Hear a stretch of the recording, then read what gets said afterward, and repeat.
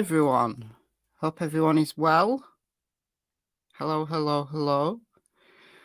Well, a few hours ago, before I went to sleep, I have been asleep. It's currently 3:30 in the AM for me here in the UK. But yeah, a few hours ago, this bombshell document hit the YouTube streets. And this is just crazy. Crazy. However, I'm going to give this serious consideration because I give everything serious consideration. This is an official document from Richard Allen's defense team. And it's 136 pages. 136 pages. This is a motion that is providing evidence to attempt to get Richard Allen what is called a Franks hearing. A Franks hearing, I looked it up. A Franks hearing is it's a hearing because someone lied or concealed evidence. So the person who concealed evidence is the person who got the judge to sign the warrant for the search warrants on Richard Allen's home. What am I doing up, child of God? I've been asleep. I do this. I sleep in stages. I can't sleep like 8 hours through. I just can't. I never have. Not for many, many years. And even then it wasn't regularly. I tend to sleep in like 3 or 4 hour chunks. So I've been to sleep. I'm reasonably wide awake now. And I'm going to read this entire 136 pages. I feel I need to read it into the record, so to speak. But I'm not going to do it all in one go. I'm going to do it in manageable chunks. So I'll be back later with the next installment. However, when I come back later, it will be over on my other channel, Michelle Walks, because I'm running out of free hours on StreamYard. I've circumvented the need to pay for StreamYard. I have 2 accounts. I don't know whether I should do this or not, but I have 2 accounts. One linked to MichelleAfterDark and one linked to Michelle Walks. So that's how I get tons of free minutes or free hours. But we're going to start by reading the introductory section to this document. If you've read it all, cover to cover, congratulations, because I haven't read it cover to cover yet. I wanted to have a sleep first and give it some consideration. So what I've got is a whole collection of things about one of the people that is named in this document, because not only does the defense claim that the people who put the search warrant together lied or concealed evidence, they've also named names.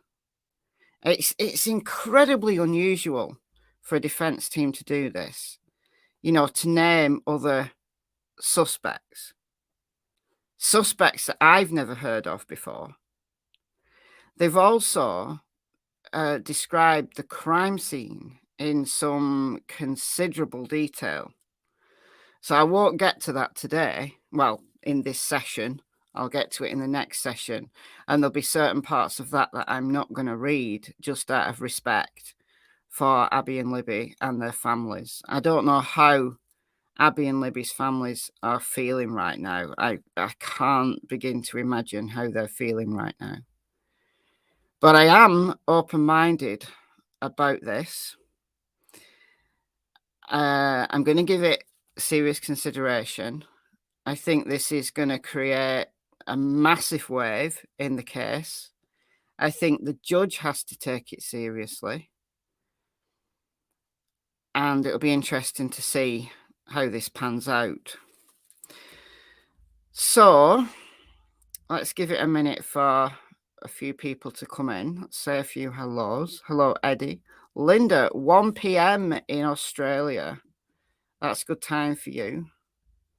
When I do these middle of the night lives, it's good timing for people at the other side of the world.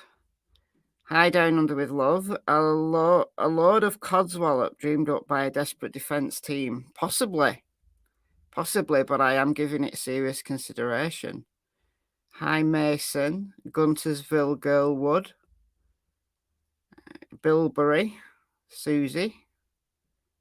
What's have we got? Donna. I am up in the middle of the night again. I am.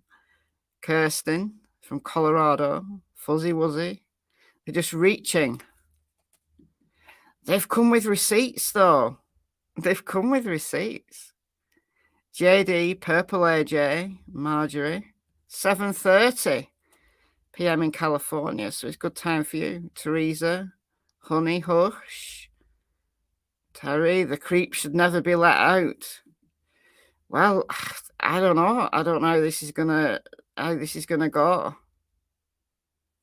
don't know how this is gonna go. I honestly can't tell you. You've actually caught alive. Hi, Beach Fairy. She's one of the mod team. Why not earlier? Because the defense didn't know about it until recently. So we're going to get into that. All right, let's make a start. So I will be still able to see the chat reading this. I can't see it on StreamYard, but I can see it on YouTube. So we're going to read the introductory section. It's 136 pages. Let's see how far we can get. So, memorandum in support of the accused motion for Frank's hearing. The accused, Richard Allen, by and through counsel, Andrew J. Baldwin and Bradley A. Rossi, and files this memorandum in support of his request for a Frank's hearing. Okay. That's true. High on Love. Anything is possible. Nobody had heard of Richard Allen when he was arrested back in... When was he arrested? October of last year, I want to say. But the aim of the defence is to create reasonable doubt. And this does that. Imagine all of this coming out at a trial. Imagine what the jury's going to make of this. Like, the judge really has to deal with this. I'm just absolutely flabbergasted by some of the information that's in here. I've never seen a court document like this. I really haven't. That's right, Down Under with Love. They've only got to confuse one of 12. So we say howdy here. I have to disagree. It doesn't create reasonable doubt. There's no jury yet. Yeah, but my point is, if this all was used at the trial by the defence, if this got to trial and this was presented as evidence for the defence, there's your reasonable doubt right there. It is a flabbergasting situation. It is. But the picture of his daughter on the bridge, though, I don't know. I don't know either. When the probable cause affidavit came out, I was reasonably convinced that they got the right man. But I'm looking back. I'm going to have to go and review my old videos that I made at that time as to why I thought I was reasonably convinced. I don't know now. Anyway, let's get going. Introduction. Because the facts of this memorandum are dense for anyone not yet completely familiar with this case, the defence is providing this introductory section similar to the syllabus that often precedes a long and complex US Supreme Court opinion. The purpose of this introductory section is to provide the court a general understanding of what to expect concerning the facts upon which the defence will be relying, and how those facts impact the legal arguments before providing the necessary detail, minutiae, and notation to the record that could bog down the court as it attempts to unpack the defence arguments. The defence, therefore, will provide little attribution as to the sources of the evidence in this introductory section, but will then provide proper attribution to the sources of the evidence throughout the body of the memorandum following the introduction. So the introduction outlines their case, and then the rest of the document, it's all written in parts. So for the court's convenience, the defence has provided a glossary of names marked as Exhibit 125. This glossary provides an alphabetical list of almost every name mentioned in this memorandum, along with a brief description of their involvement. This document and the evidence that they've provided in support of it must have taken months to put together. This is a lot. Beach ferry, biphasic sleep used to be the norm. It is. It's still the norm in some countries in the world. Okay, so we're going to go through the first 26 pages or 27 pages, and then we're going to stop at the crime scene. So we're going to get a good overview. And as we go through this introductory section, remember there's no actual evidence in here presented by the defence. That comes in the later parts. It is very complete. Yeah, Mel. It's... Linda, he told his wife on jail call of his guilt. Yes, he did. But why did he? Because they've got an answer for that as well. This is going to be very, very complex. So we're just going for the outline, and I'm gonna stop at points because I'm going to show you some information that I've collected. So 8 things to know. Overwhelming evidence in this case supports the following. 1. Members of a pagan Norse religion called odinism, hijacked by white nationalists, ritualistically sacrificed Abigail Williams and Liberty German. So we're talking ritual sacrifice.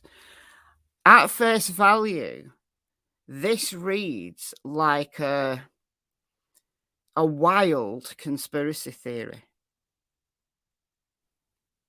But they claim to be coming with receipts. Yeah, Kirsten, put your seatbelt on. Teresa, yeah, what? Wow, that's number 1, right? They're starting with this bombshell, right? My title is not hyperbole.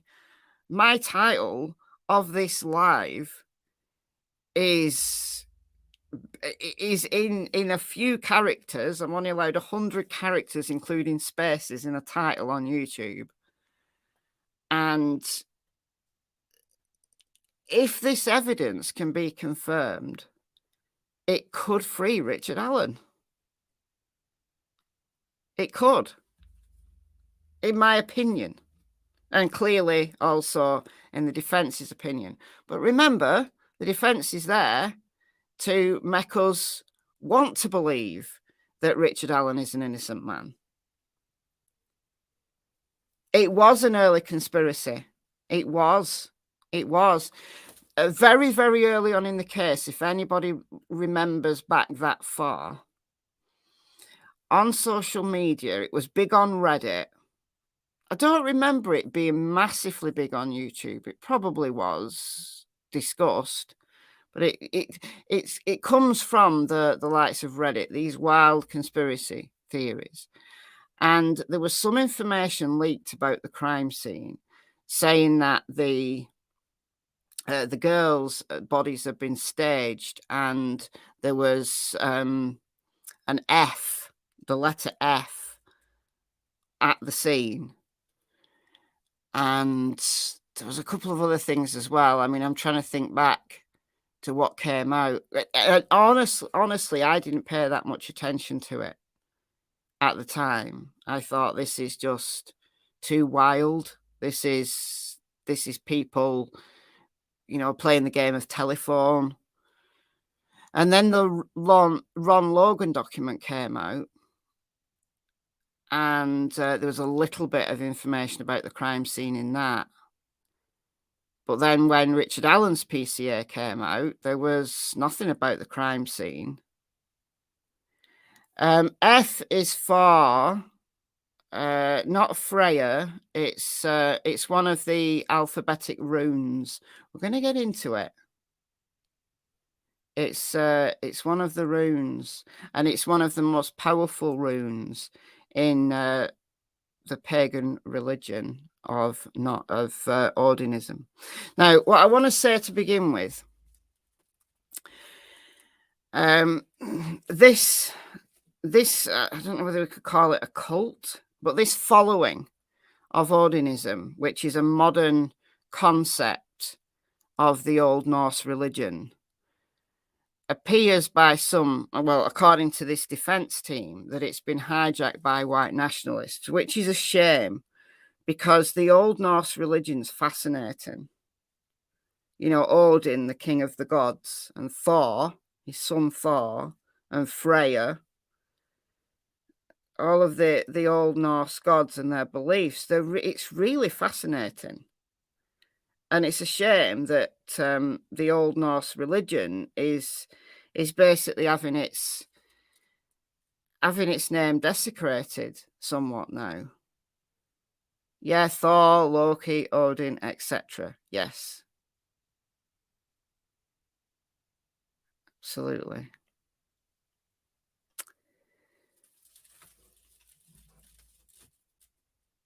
Yeah, and there's many pagan religions, right? Old Norse is just one. Thank you, Misty. The rune is called Freyu. Or Feyu. I don't know if I'm pronouncing that right. Feyu. There are bad apples in every basket. Absolutely. Okay, so very early on, those in charge of the Delphi murder investigation claimed that they consulted with a Purdue professor regarding what resembled possible odinism signatures left behind at the crime scene. After the Purdue professor proclaimed, according to State Trooper Jerry Holman, that it was not odinism or any type of cult worshipping or any type of group that would have conducted the crime, the odinism angle was essentially abandoned. However, and this is where they explain why this is all coming out now. As of September 7th, 2023, the leaders of the Delphi investigation team, 1, claim that they can't identify who this purported professor was. 2, have provided no reports from this purported professor. And 3, have further indicated that they may never be able to figure out who this professor is. So early in the investigation, the investigation team felt that odinism or some kind of cult worship was behind the murders. And they brought in this professor who said, no, this is not odinism. But now they can't remember who this professor was, which sounds ridiculous. How can you not look back in your notes and remember who this professor was? So just that claim in itself is crazy. Eddie, welcome. Thank you for joining the memberships. Thank you. Based in large part upon this mystery Purdue professor's opinion, the Delphi investigative leadership claimed that it essentially abandoned considering Odinite involvement in the murders. And then the years passed. 2018, 19, 20, 21, 22. Thankfully, during those passing years, law enforcement officers Kevin Murphy, Greg Furnessy, and Todd Click continued to pursue the truth. So the truth being, from the defense's standpoint, the truth being that odinism and sacrifice is behind the murders. Because of their curiosity and investigative efforts, the evidence establishing the names of the likely murdering members of this Odinite cult became known to the Delphi investigative leadership no later than February 2018. So if you remember, Libby and Abby were murdered in February 2017. So 13th of February 2017. That's when they went missing. And they were found on the 14th. Due to either incompetence or a concerted intentionality, those in charge of the investigation refused to arrest or even properly investigate those obvious suspects. And as I said before, this is incredibly unusual for a defense team to name names. And they've named names. And one of them, I've been able to grab a bunch of stuff from his Facebook because he doesn't seem to have bothered to private it. Maybe he will. Maybe he will now. Okay, 3. On May 1st, 2023, the state of Indiana, by way of prosecutor Nick McClelland, received a letter from former Rushville Assistant Police Chief Todd Click, now retired. As stated in the previous paragraph, Click, Murphy, and Ferenczi were 3 of the law enforcement officers who worked on the Delphi murder case, particularly focused on the Odinite angle as it intersected with suspects in Rushville, Indiana.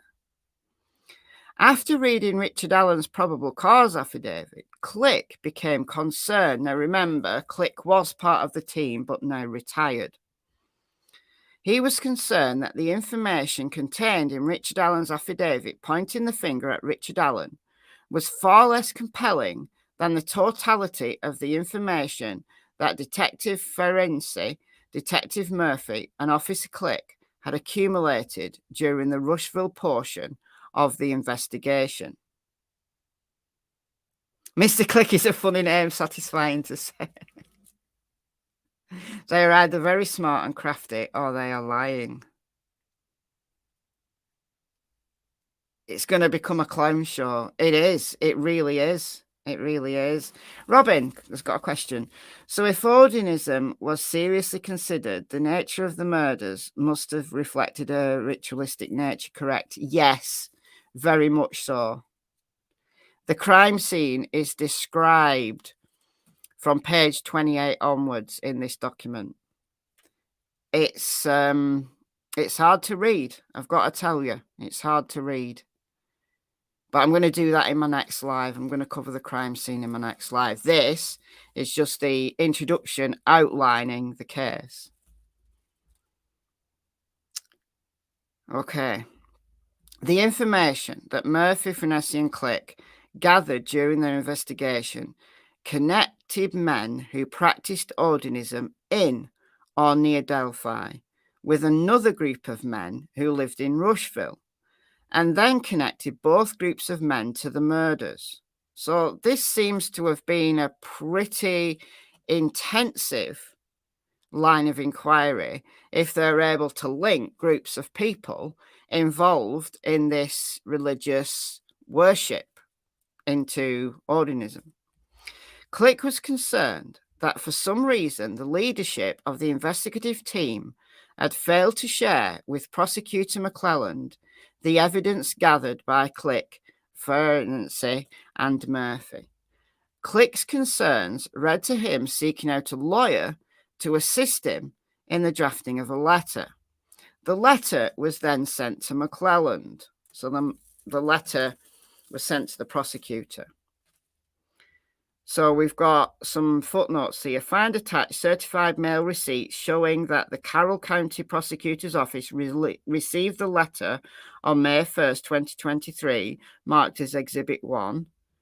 And then we've got find attached the affidavit of Todd Click as Exhibit 2. A copy of that letter is attached here too and marked as Exhibit 3. Like I said, they have come with receipts. They have come with receipts. That's something that I think was my first thought, Kirsten. I wonder how all these people were not seen. Yeah.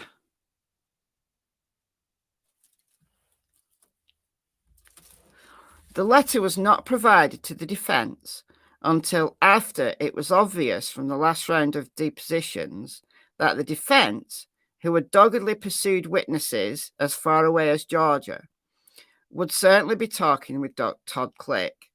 McClelland had this letter in his possession for over 4 months before turning it over to the defence. So this is why this didn't come out sooner, because the prosecutors were hiding it. Like, prosecutor didn't get it till May. This concerned letter from Todd Click. They didn't get it till May, and then it took another 4 months for them to turn that over to the defence. So the defence are now claiming that there's exculpatory evidence that could clear Richard Allen that's been held from them, which is bad. Which is bad. Yeah, defence. In the UK, we spell defence with a C, whereas in the US, it's spelt with an S. What's the bombshell, True Crime Utah? An 136-page motion released by Richard Allen's defence that they claim proves his innocence. It's the wildest thing I've probably ever read in a court document. I didn't believe it at first. I thought this has got to be some kind of fake, some kind of spoof. But no, it's real. It's real. Okay. There can be no mistaking that this letter is exculpatory in nature and could have been used by the defence as it prepared for upcoming depositions. However, it is apparent that McClelland only offered up the letter after it was obvious that the defence team would soon be learning of the letter's existence. In other words, the defence team would obviously be meeting with or deposing Click in the next few weeks. At that time, Click most certainly would then reveal to the defence that in April 2023, he, Click, had sent a letter containing exculpatory information to McClelland. At this point, McClelland had two distinct choices. One, sit on the exculpatory evidence, hoping that the defence team would refocus its efforts on another angle of the investigation. Or two, disclose the exculpatory evidence, claiming that the contents of the letter were overlooked in the volume of discovery. He chose the latter. So to disclose the exculpatory evidence, claiming that the contents of the letter were overlooked. So that's what he chose to do. Unfortunately for the state, neither approach explains away the fact that Click specifically directed the letter to McClelland himself. And further, Click was so determined to ensure his information was consumed by McClelland that he directed the information directly to McClelland via certified mail. The letter is stamped received May 1, 2023, Carroll County Prosecutor. Click's report landed at Ground Zero, a prosecutor's office with no more than 2 full-time prosecutors and a handful of full-time staff members at best. Could this exculpatory evidence have been completely overlooked? Not plausible.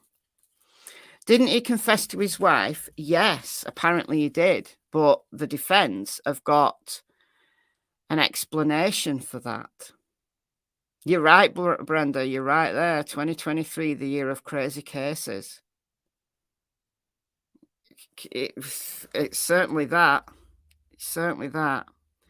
Not only did the prosecution withhold that letter from the defense, but law enforcement also withheld several other exculpatory pieces of evidence, including an 85-page compilation of reports by Click prepared in 2019 and several videos containing statements that support the defense theory of Richard Allen's innocence. So they're also claiming that law enforcement have held back evidence that could prove Richard Allen's innocence. The 85-page report detailed the investigative work performed by Click, Forensic, Murphy, and others, including the FBI. According to the summary of Click's investigation that he attached with his letter, the Behavioral Analysis Unit, so BAU, which is the Behavioral Analysis Unit, of the FBI, determined that the individuals responsible for the homicides were involved in Nordic beliefs. So the FBI, according to this, the FBI Behavioral Analysis Unit also believe that the murders were of some kind of ritualistic sacrifice by those involved in the Old Norse beliefs, or the modern kind of contrived version of it, which in this document they're calling odinism. This was news to the defense, bold and underlined, as no member of the unified command in charge of the investigation revealed this information to the defense during recent depositions. This includes Trooper Holdman, who told the defense that he didn't remember if the FBI's BAU determined one way or another whether those with Nordic beliefs had been involved in the murders.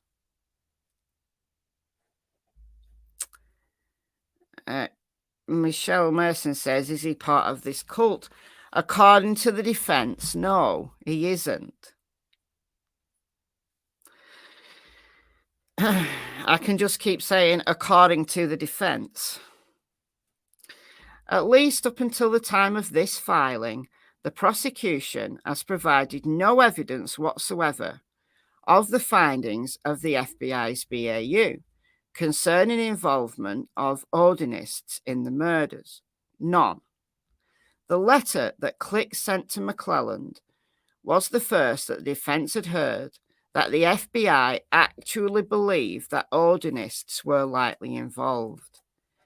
In other words, this report contained exculpatory evidence that Unified Command concealed from the defense. The state is up shit creek without a paddle here. If this is true, if they've withheld this evidence from the defense, that alone is a problem. This information was and is crucial for Richard Allen's defense. Some of this exculpatory evidence in the form of videos was finally released to the defense on September 8th, 2023. So we're currently on the 19th of February. So 11 days ago, some of this evidence was released to the defense. Just 11 days ago. Over 9 months after defense counsel entered their appearance. The defense is still reviewing this September 8th evidence dump. In the brief time the defense has had to review this newly received evidence, it has found exculpatory evidence both in the videos the defense has watched and the documents that the defense has reviewed. While the prosecution has been holding on to this exculpatory evidence, Richard Allen has been living in hell. So attached, we've got the summary that Click attached with his letter, marked as Exhibit 4, Ordinance of Nordic Beliefs. And then the defence will be providing all depositions identified throughout this document separately from the exhibits, and will identify the depositions with letters for purpose of the record. They are coming with receipts. Golden, you're absolutely right. Now we understand why Doug Carter said many tentacles. Yes, absolutely.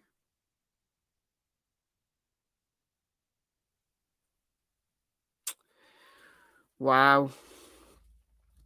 Lastly, the evidence will show that the week of August 28th, 2023, Prosecutor McClelland and State Trooper Jerry Holman requested a meeting with Todd Click.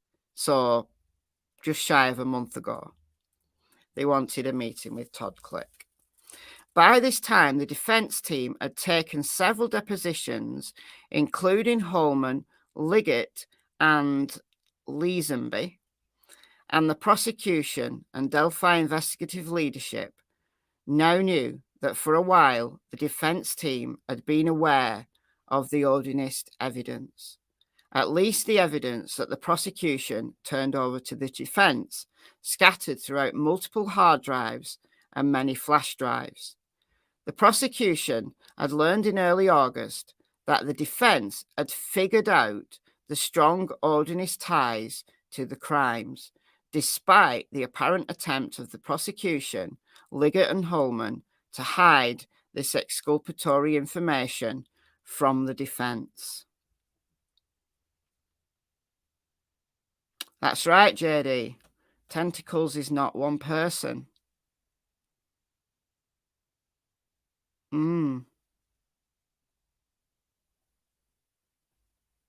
It is a rabbit hole. It's a massive rabbit hole. This is Bombshell. It really is. It really is. My title of this live is not hyperbole.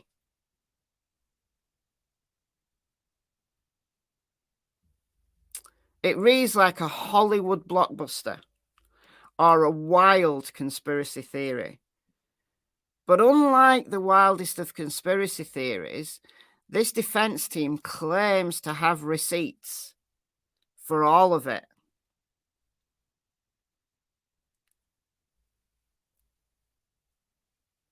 Did Richard Allen's wife leave him? I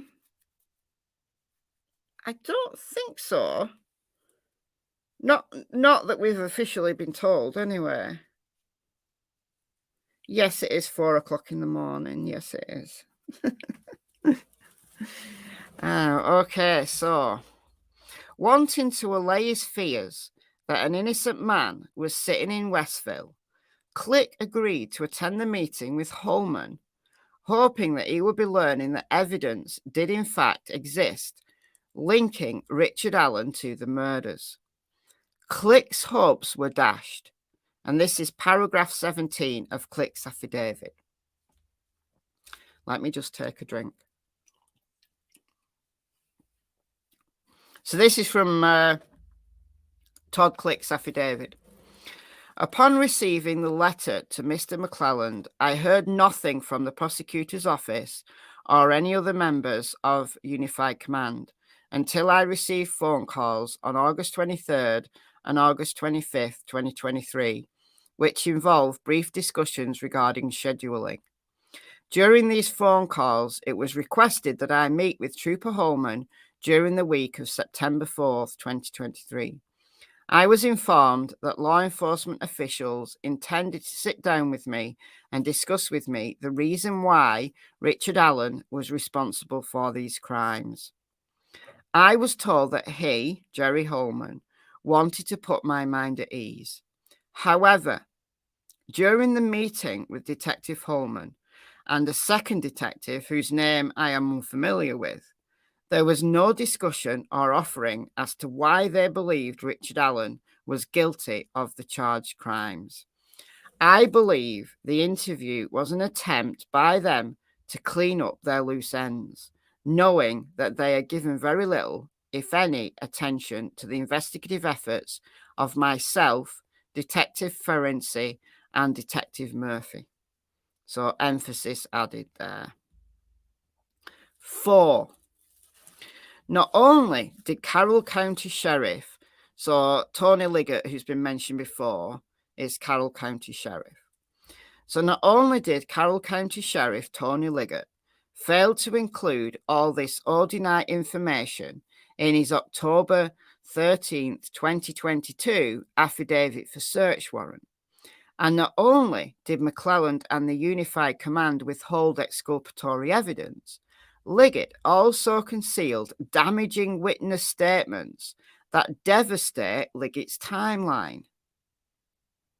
A timeline Liggett needed to be true in order to place Richard Allen at the trail when Abby and Libby were abducted. Additionally, Liggett lied in his affidavit about the statements of another key witness, further devastating Liggett's timeline. So they're basically saying that the affidavit for the search warrant, and then by extension the PCA, is lacking, like they've left out some information that would be exculpatory. 5. Richard Allen has zero connections to any pagan cult or pagan cultists. Now, this is obviously only according to his team. All right. It'll be interesting to read the state's response. The state will have to respond to this and bring their own receipts, aren't they? They're going to have to. They're going to have to. Like, they're claiming that the sheriff lied. These are massive claims. Massive. Okay, we'll start that again. 5. Richard Allen has zero connections to any pagan cult or pagan cultists. And furthermore, no forensic evidence, such as DNA or electronic evidence, links Richard Allen to the girls or to the crime scene. I.e., he is a completely innocent man. 6.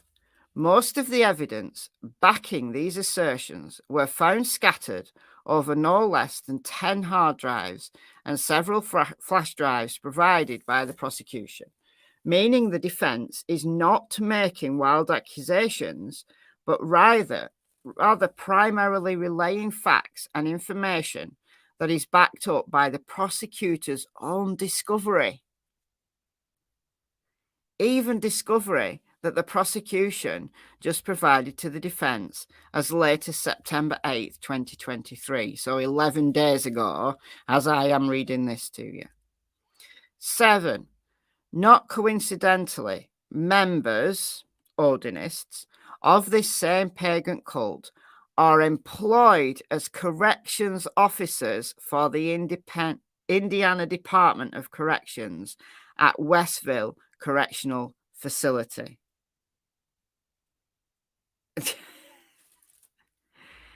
So these Odinists are corrections officers. Some of the corrections officers, the defense are claiming, are Odinists. Like, when I read that, my mind just went poof. My brain just fell out of my head. It is inside of the cold concrete walls of the maximum security unit of this dilapidated reformatory that Richard Allen is being threatened, intimidated, and mentally abused. Throughout this document, references are made to the Unified Command. Essentially, the Unified Command was the leadership of the Delphi murder investigation, according to Tony Liggett, Carroll County Sheriff and member of the Unified Command when investigation began. Unified Command consisted of law enforcement from a variety of entities, local, state, and federal. Unified Command were overseers of the entire investigative operation. They should have put these names at the beginning. Would have made more sense to make this number 1. Catching up at 2 times speed. I do that. Is this a death penalty case? Not at the moment. Does Indiana have the death penalty?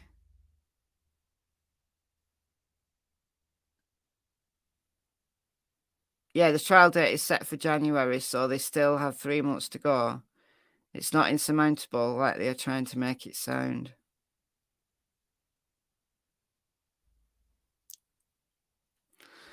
Okay, so these are the names of the Unified Command.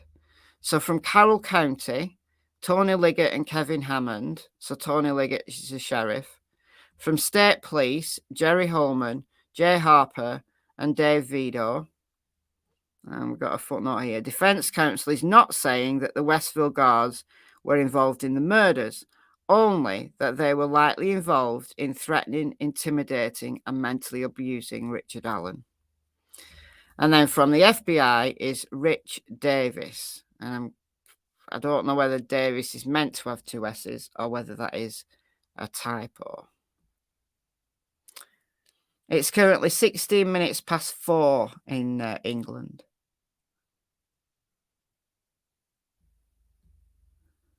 Okay, so now we're going to get to find out what odinism is.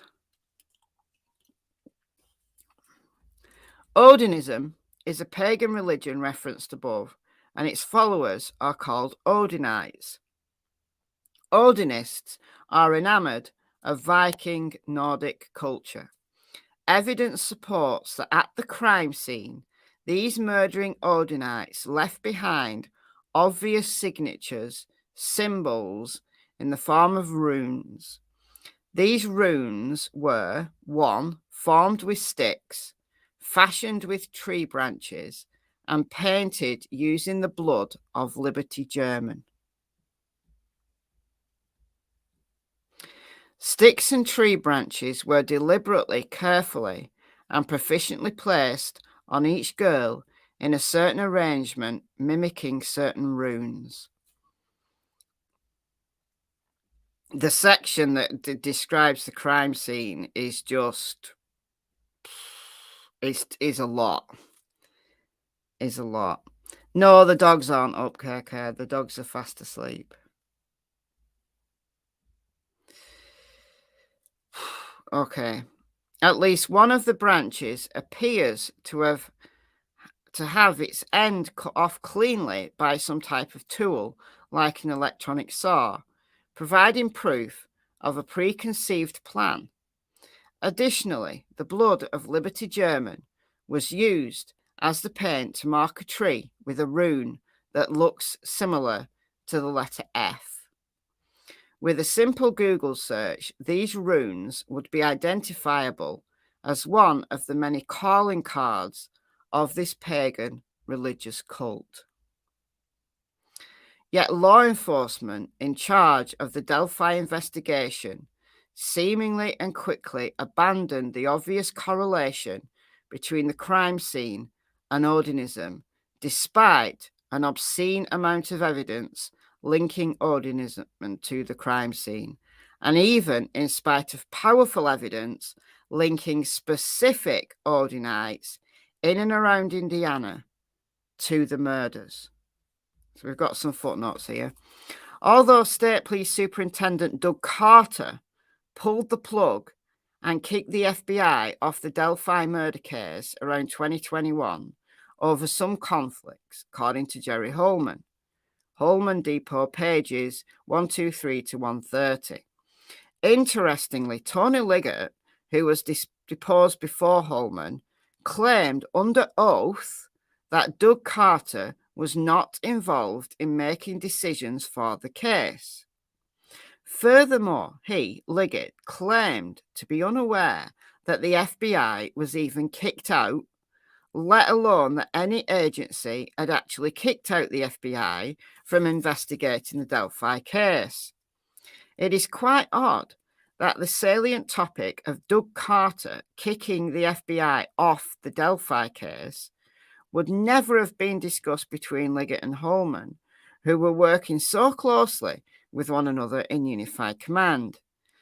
If that can be believed, it would be quite perplexing.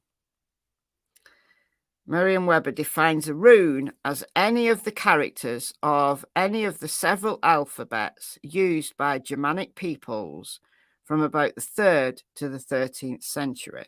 So the Old Norse religion, which has been fashioned into this modern version that they're calling odinism, has been linked with kind of white supremacy and white nationalism.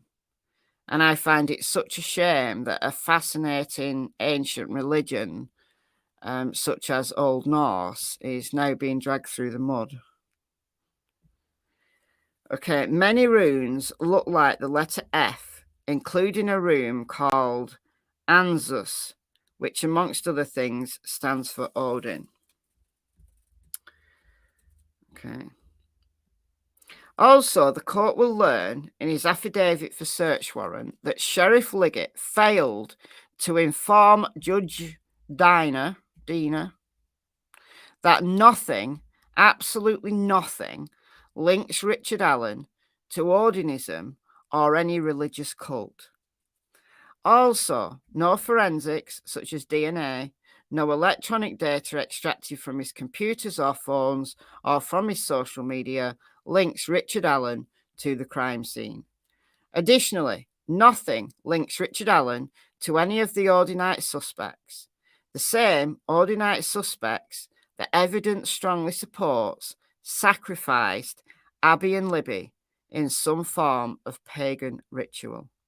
Richard Allen had nothing to do with this crime, but rather is an innocent man, a patsy for the police, arrested 26 days before an election. Boom. Now we get to the names. This is the most... just every single section, I just think, wow, I've never seen a document like this in court records.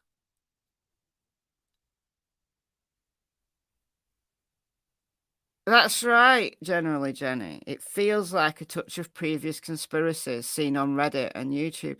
I know. But could it be that the stuff that was leaked in the early days and that was discussed on Reddit and YouTube, could it be true that there were these ritualistic elements to the murders? And that it's actually true that there was all of this at the crime scene?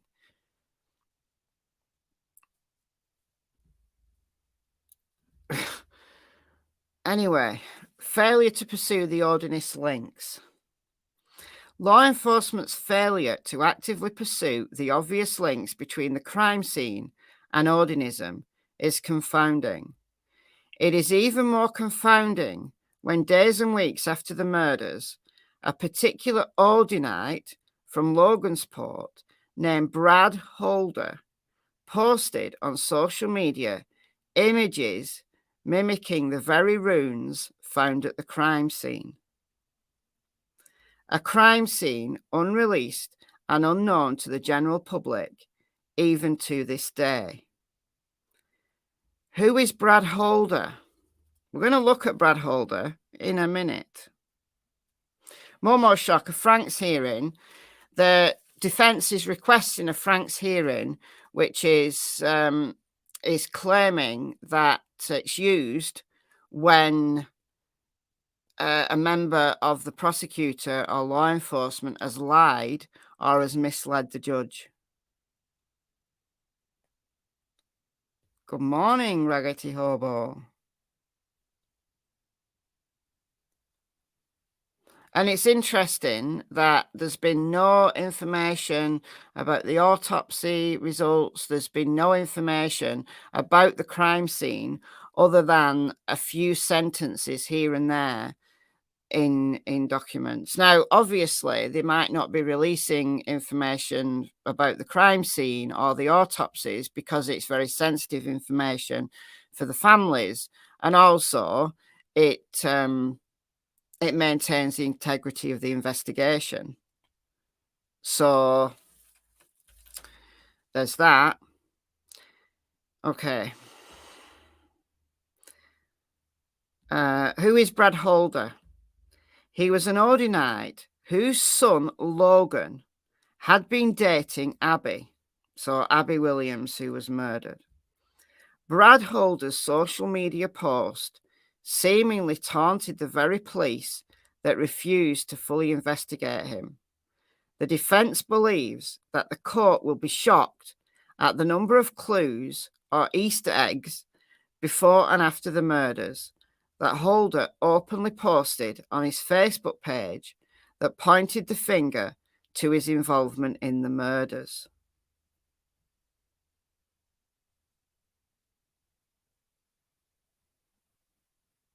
Say what?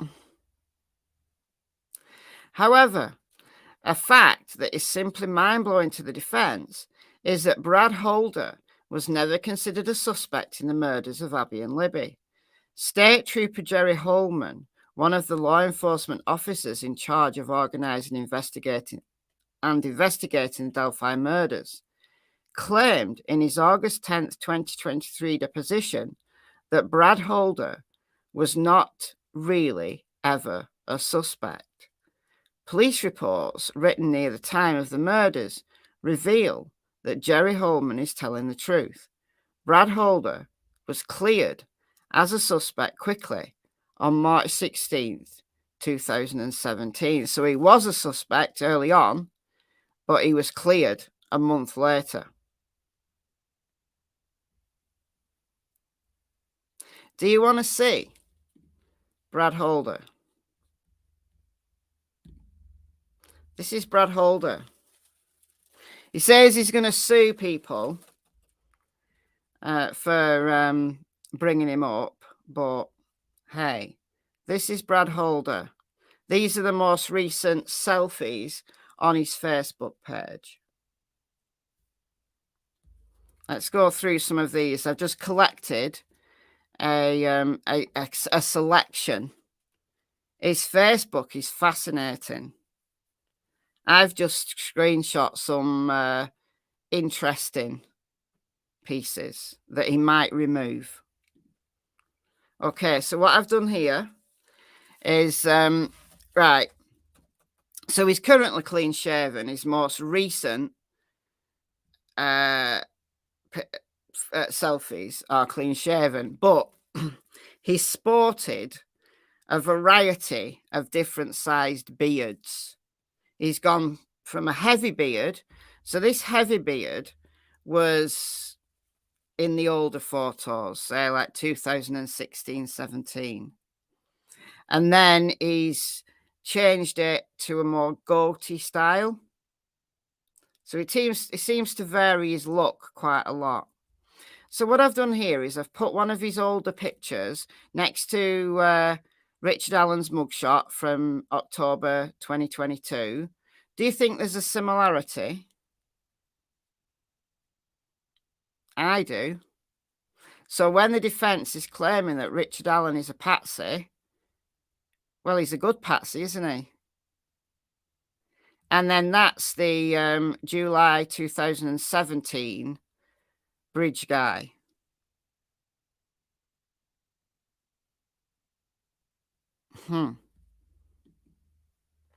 These are some of his Facebook that he might remove later on. So in 2016, Brad Holder was talking about someone called Patrick Westfall, who is also mentioned in this 136-page document. Now, I can't find Patrick Westfall's Facebook. Maybe he's removed it, maybe he never had one. There's lots of Patrick Westfalls, but I don't know. How tall is Brad? I don't know. That would be a very interesting thing to find out. So we know he's involved in some kind of Nordic religion. He's got this advertised. So Tribe of Grungnir's Path Meeting. public event by Brad Holder and Odin's Children, Indiana. And he's got a bunch of these stick-like arrangements. He's got loads of these pictures on his Facebook. Stick-like arrangements in the shape of a V, which becomes relevant to the crime scene. This is from 2016. He's got a whole bunch of these.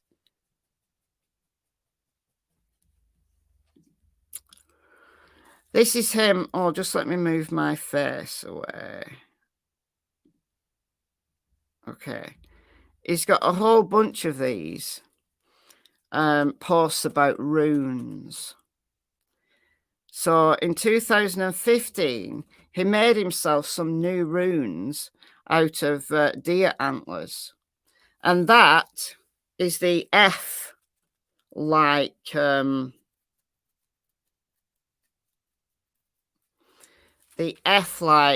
rune, which is Feyu. And he's just got a bunch. And Feyu is a very powerful rune. It's one about power and prosperity and wealth.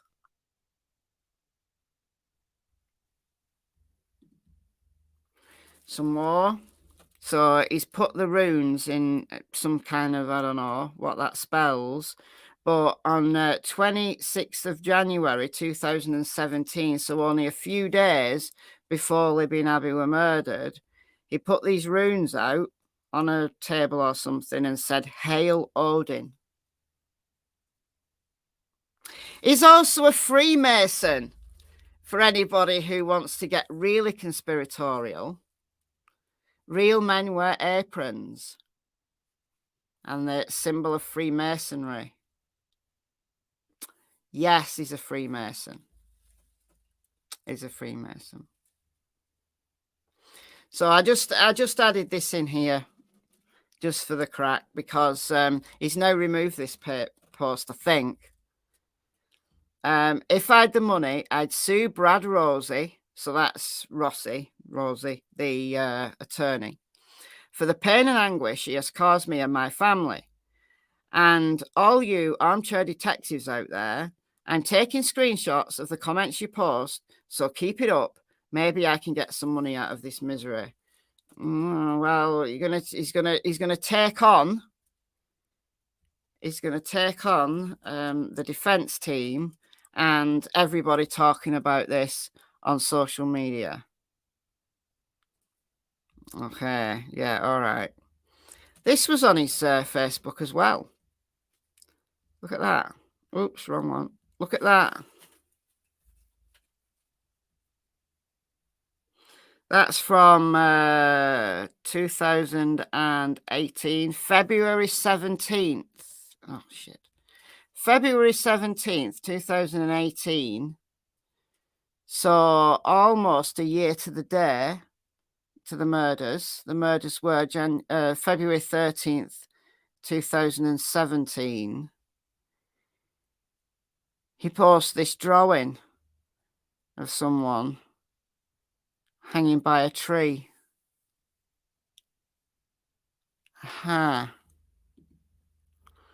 Here's him practicing writing some runes here, explaining what they are. And then, this is the most fascinating. This was from the 14th of February 2017. So this was the day that the girls were found. That's the hangman from tarot cards, is it? Why can't these losers just sacrifice themselves? Exactly. It was shitty of the defense to name him. I've never seen a document like this. It's not just him that's been named. It's a whole bunch of them. This is just a guy who has a public Facebook. This is just one guy that has a public Facebook. So if he doesn't think that people aren't going to raid his Facebook, of course they are. These are just a selection that I found interesting. He needs to private his Facebook. It's a very bold move, JD. It's very bold. Brad Holder is approximately the same age as Richard Allen. He looks a few years younger. But yeah, he is. Very similar type of appearance to what Richard Allen used to look like before he lost a bunch of weight.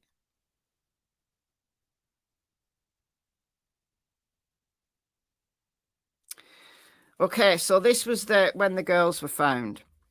So I'd missed off the first line because it named him the son who went out with Abby. So Abby's boyfriend was Brad Holder's son, but the document names him.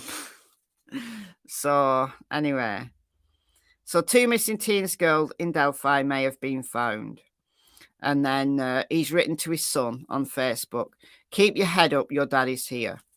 Look at this comment by someone called Chucky von Beerstein.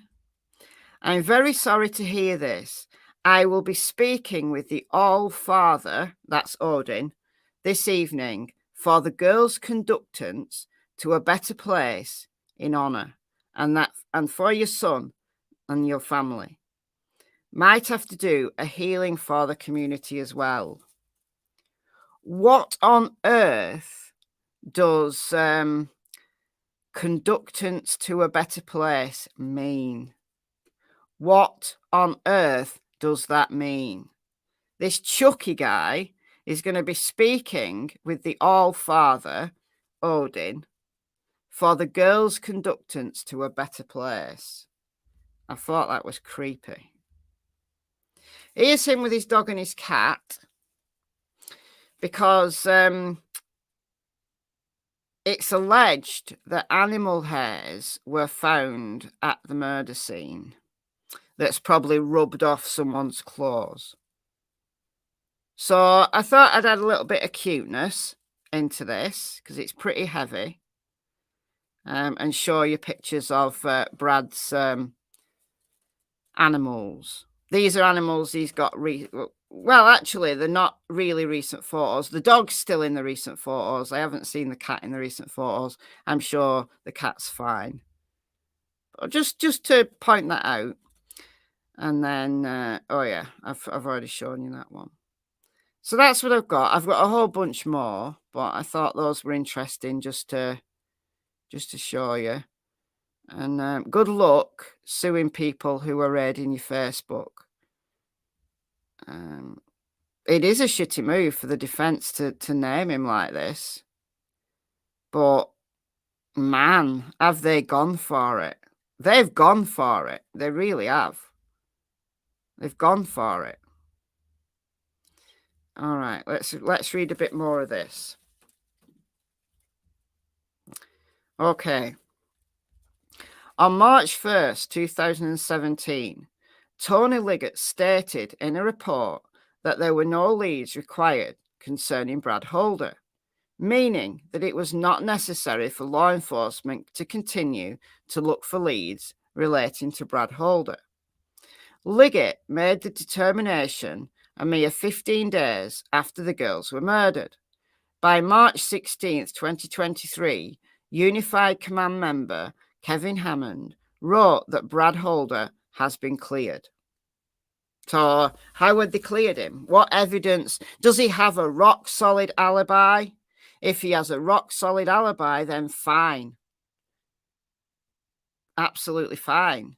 He could be on surveillance somewhere miles away at the very time the girls were murdered. And that would clear him, wouldn't it? If that surveillance could be verified as a true and accurate record, then he's cleared. Maybe they have that. Maybe they have that. We don't know. The girls hadn't been dead for 30 days and Unified Command had already cleared Brad Holder as a suspect. Unified Command had already cleared Holder as a suspect within 30 days, knowing that Brad Holder's son dated Abby. Well, that in itself doesn't make him a killer, does it? I mean, I can understand why they'd want to look at the girls' boyfriends, who were only like teenagers, and their families. I could understand that.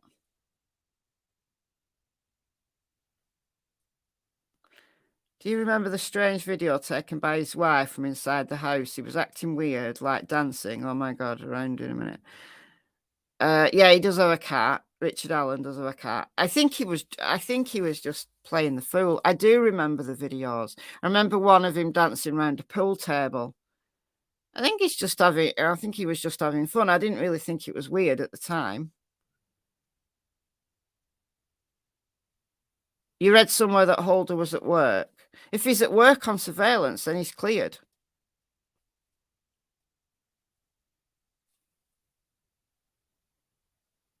But we need to know.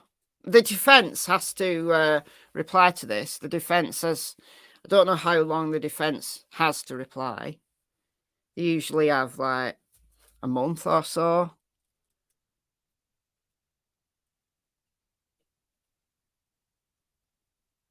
Alibi never confirmed. His interviews haven't been released by prosecutors to defense, even though requested. There's something shady gone on. I'm telling you. It's shady, this. Unified Command had already cleared Holder as a suspect within 30 days. How many times do they need to repeat that? Although a simple review of Brad Holder's Facebook page would show that he, Brad Holder, was a proud Odinite and had an absolute obsession and fascination with runes. Police knew, or had to know, that runes had been left at the crime scene. Additionally, well, yeah, but it doesn't mean to say he left them, does it? It's in the document near the very end. I haven't read to the very end yet. You've given me a massive spoiler alert there. I've read probably maybe nearly a half of the document. I haven't got to the end yet. That's why I'm doing these lives in sections. We're going to do it section by section across several lives to make it manageable, to make people on the replay crew easier to listen to. If I did it all in one fell swoop, it would be about 8 hours long, and it would be just lots. It's a lot of pages. It really is. That's why in this live, I'm reading the introductory section. And then in the next live that I'll do later, I'll do the next section. And so on. Okay, where are we up to? Additionally, Unified Command had already cleared Holder as a suspect, in spite of the fact that runes found on Brad Holder's Facebook page mimic runes found at the crime scene that had not been released to the public. The investigation had barely begun, but Unified Command had already cleared the very man that any person with even a small amount of common sense or curiosity would believe was a strong candidate for being involved in the murder of the girls. That in itself doesn't instill me with confidence. I need more than that, because if it's some wacko nut job who wants to leave some kind of signature or calling card and knows a little bit about Nordic runes, doesn't necessarily mean it's Brad Holder. But we've got to consider everything. For example, the court will also learn that the Unified Command was aware of a very disturbing image on Brad Holder's social media account that actually mimicked the crime scene. On April 12, 2017, Trooper Joseph Ryan Winters received a phone call from a man in Georgia named Ryan Boucher, who had discovered disturbing images in Brad Holder's social media account. Now, I haven't seen, the most disturbing image I saw was, hold on,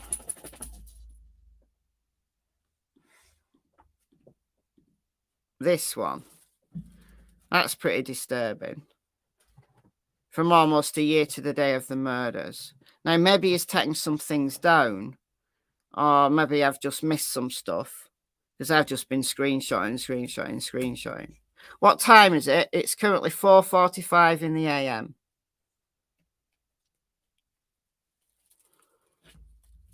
Hello, Noodle. What's up with you? Noodle's awake. Noodle doodle. Noodle doodle. Go and have a sleep. It's not time to get up yet. I know I've woke you up, haven't I? Okay. Having somehow learnt that Brad Holder's son, Logan, had dated Abby Williams, Mr. Boucher began reviewing Brad Holder's social media history. One of the images Boucher viewed on Brad Holder's social media account was an image of two women either dead or posed as if they were dead. Now, I haven't seen that one. I don't think that one's on his face, but I'm going to have to go and have a look.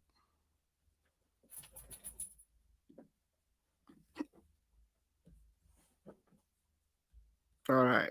This is his Facebook. He's taken down the thing about suing people. So look at his photos.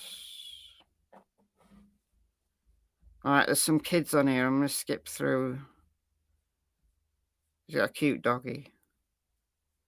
Posts a lot of food.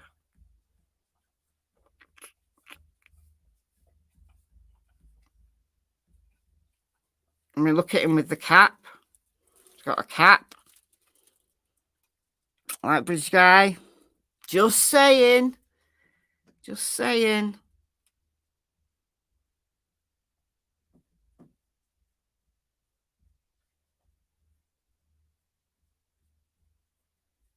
Keep going, keep going. There's his cat. So he has a variety of beards. Variety of beard shapes.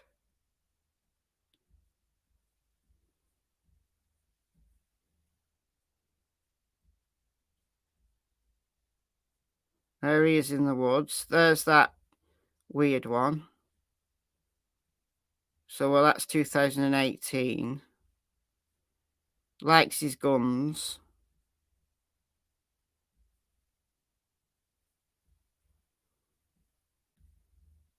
Where are we at there? Better dead than red. When was that? That's May 4th, 2017.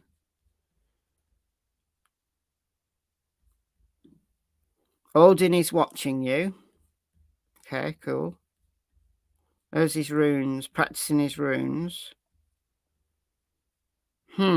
Seems to have taken some down.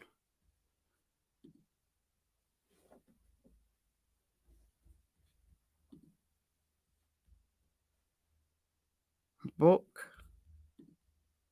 Norse Magic. From April the 2nd, 2017. What a cringe lord.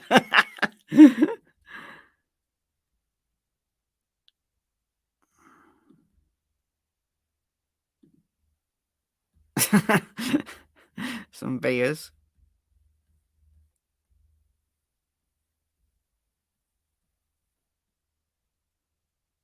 So he had the dog in 2017.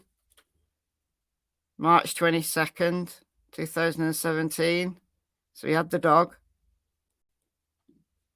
Just saying. There he is in his Freemason garb. Just saying. Okay. Not seeing anything really, really disturbing around this same time.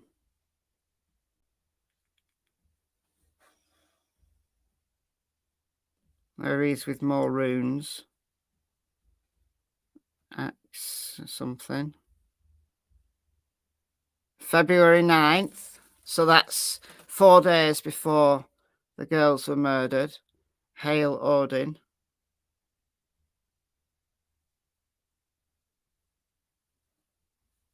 Can I call you kinsman? Okay.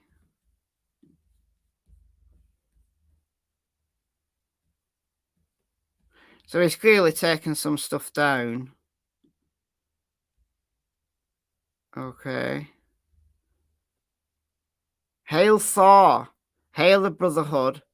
Hail Patrick Westfall. It's weird stuff, but he appears to have taken some stuff down.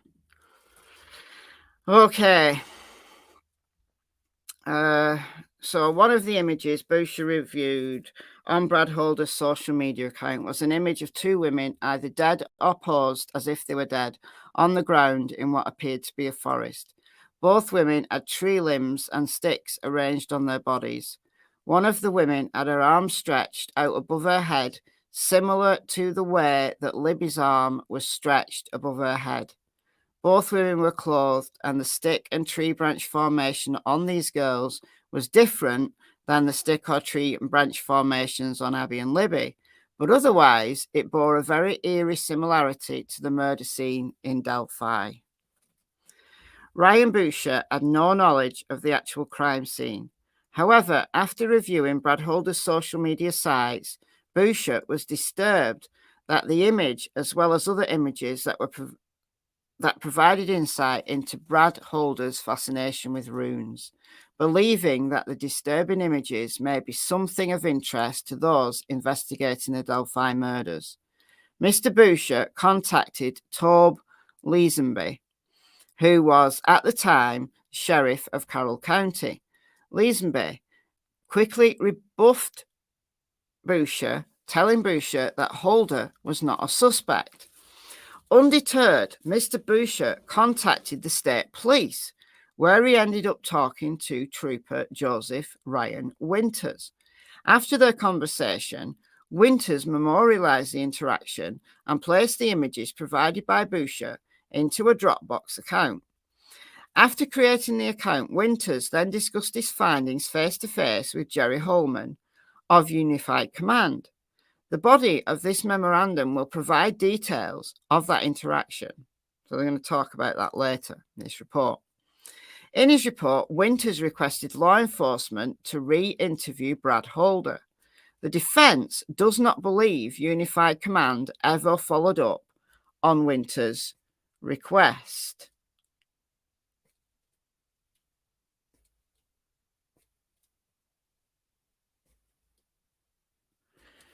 Kathy, just got done watching Vinny on Court TV. Wow.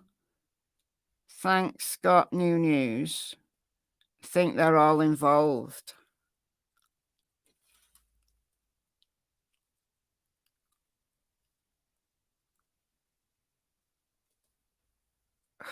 It's crazy.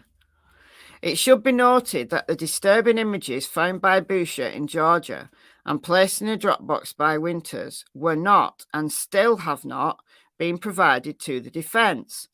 In his recent deposition, Winters said that he had attempted to locate the images but was unable. However, because they've been taken down. Because of the potential importance of those images to Rich Dallen's case, the defense team located Boucher and then traveled to Georgia to meet him. Those images are now in the possession of Richard's defense team, who then provided those images to law enforcement. Again, these were important images that law enforcement failed to turn over to the defense.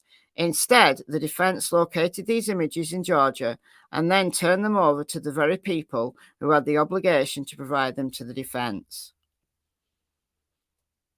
It's crazy.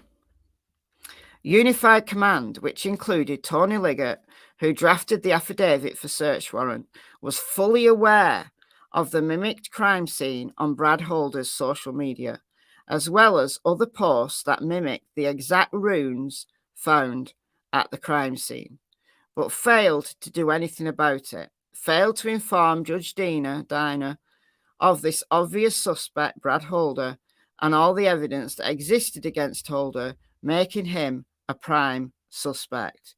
This is one bold move. This is a potentially a career-breaking move. It's a make or break moment, this is, in my opinion. The court will learn in the body of this memorandum, because remember, we're only reading the introduction right now, that Holder was connected to the crimes, the crime scene, and to other men who had confessed to the crime. The evidence of those connections will be provided in the body of this memorandum, including copies of the images found on Holder's Facebook page at the time of the investigation, which link Holder to the crime scene, as well as the images found by Ryan Brusher, that law enforcement had failed to turn over to the defense. The defense will also attach what the defense calls the Winters Report, which is the memorialization of Trooper Winters' interaction with Ryan Brusher.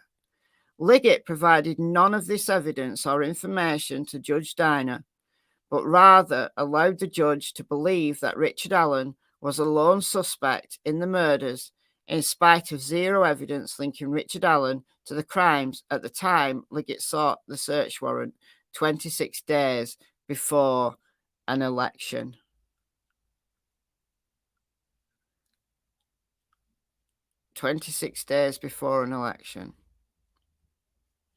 Unified Command's failure to rigorously pursue the obvious links between the crime scene and odinism is even more perplexing when evidence known to law enforcement demonstrated a clear nexus between Brad Holder, so we get some more names now, Elvis Fields from Rushville, Patrick Westfall from Delphi. So Patrick Westfall, who is the mate of Brad Holder, actually lives in Delphi.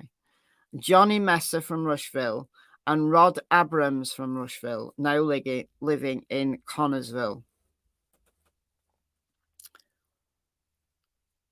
Unified Command was aware that Elvis Fields confessed to his sister that he was involved in the murders, even providing to his sister intimate crime scene details of which only those present at the crime scene would have familiarity.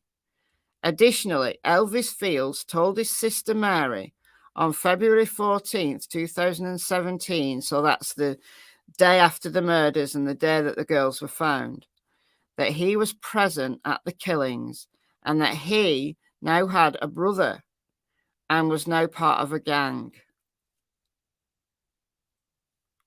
In February 2018, so the year after, Elvis had been questioned by law enforcement but denied involvement in the murders. However, after being dropped off at his trailer following the questioning, Elvis turned round, walked back to the police car, and according to the police report, asked the state trooper if his spit is found on one of the girls. But he could explain it away, would he still be in trouble? Wow. The state trooper that heard Elvis utter these words, Kevin Murphy, was not part of the Unified Command, but immediately relayed Elvis's disturbing question to Jay Harper of Unified Command. Elvis also admitted to a different sister, Joyce, that he had in fact spit on one of the girls. Elvis told Joyce that he was on a trail and a bridge with two girls that were killed and that he was going away for a long time. Elvis's alibi for February 13th, 2017 was probably flawed.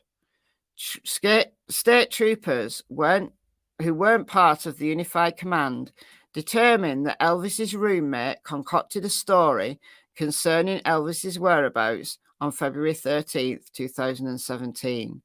This roommate is named Rod Abrams.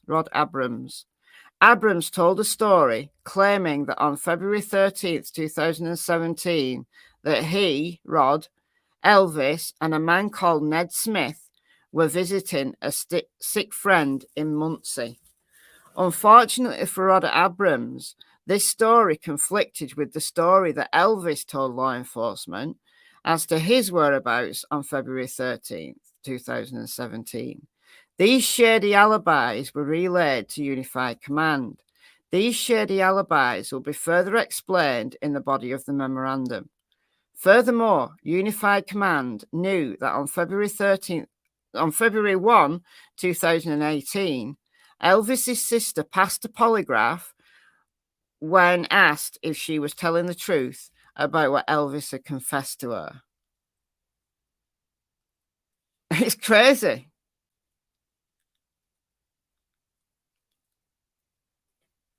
It's crazy.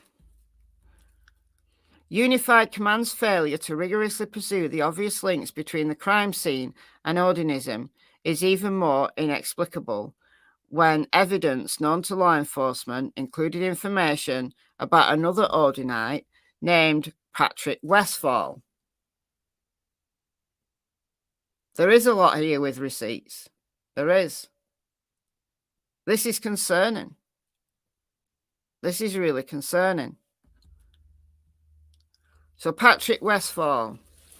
Evidence known to Unified Command included the fact that fellow Odinites Patrick Westfall and Brad Holder were close friends as late as January 21st, 2017. However, that friendship ended very abruptly in February 2017. The schism in their friendship resulted from a fight that occurred between Holder and Westfall in February 2017, when Holder and Westfall were in the woods near a river conducting a ritual. One of them said or did something the other did not agree with, and they no longer talked to each other. The river was near Patrick's house. An intoxicated Brad Holder shared this disturbing information with his ex-wife, Amber Holder. Thank you, Sarah, for the 10 Australian dollars. Thank you, thank you. Thank you, thank you. Can't believe the name of people I know. I can't imagine what the families are thinking right now. Abby and Libby's families. I can't imagine what they're thinking right now. Are these mostly all new names to anyone else? The new names to me. The new names to me. I didn't know any of this information. We'd heard some vague rumblings early days that there was some kind of ritualistic aspect to the murders, that there was staging to the murders, and then that was confirmed, that the bodies were staged. But the names that's in this document, never heard of them before. It is way past the Logan conspiracy. Absolutely. Totally. It's wild, it is. It is. Amber Holder then relayed this disturbing information to law enforcement, who were not part of Unified Command, in 2019. These officers then relayed this disturbing information to Unified Command. Liggett concealed this information from the judge. In 2019, Unified Command learned that in a totally different conversation with his ex-wife, Brad Holder pointed the finger away from himself and directly at Patrick Westfall as being the person actually responsible for the murders of Abby and Libby. According to police reports, Brad Holder told his ex-wife that Westfall and his people killed Abigail Williams and Liberty German because one of their mothers was mixing with other people outside of the mother's race. Furthermore, Unified Command was aware that Brad Holder had told Amber that I can protect you so much if you keep asking questions. I can only protect you so much if you keep asking questions. Brad Holder further told his ex-wife that Patrick Westfall had many people backing him and that Westfall had powerful friends. Powerful friends. Liggett knew of this information for more than 3 years before Liggett sought a search warrant for Richard Allen's house. Yet Liggett never shared that information with the judge. Additionally, Westfall provided a very weak alibi as to his whereabouts on February 13th, 2017. Westfall told law enforcement that he was at home that afternoon of Monday, February 13th, 2017. The defence is aware of any search warrant that Liggett sought to enter Westfall's house or whether Unified Command instructed law enforcement to knock on a single neighbour's door to verify Westfall's alibi. Listen, if he was at home, unless he was like fast asleep or something, he could have provided some form of evidence that he was at home, whether it's whether it's confirmation from family, neighbours, whether it's evidence of him using a computer from that location at that time. I mean, it's a difficult alibi to prove if you were just at home minding your own business. It's a bit like Brian Koberger going for a drive at night, you know, in the vicinity of a quadruple murder. It's similar to that.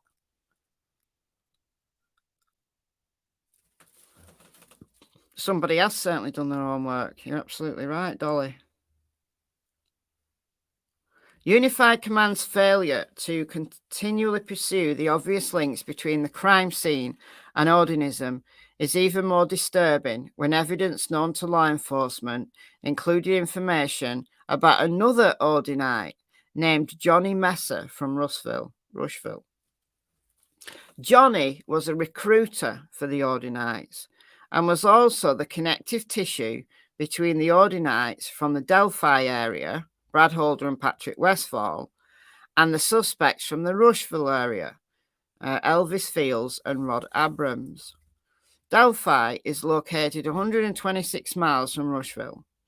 Law enforcement knew that Johnny Messer was friends with Brad Holder and Patrick Westfall. Law enforcement also knew that Messer was acquaintances with Elvis Fields and Rod Abrams. United Command theoretically could claim, and actually appear to be claiming, that this connection is simply a bizarre coincidence. However, Unified Command not only knew that Elvis Fields and Rod Abrams and Brad Holder and Patrick Westfall shared a common acquaintance, Johnny Messer, but also that Elvis Fields and Brad Holder followed each other on Facebook and even mimicked each other's Facebook pages, with Elvis Fields actually recreating the photos that Holder posted on his Facebook page. Elvis Fields, let's find him. Okay.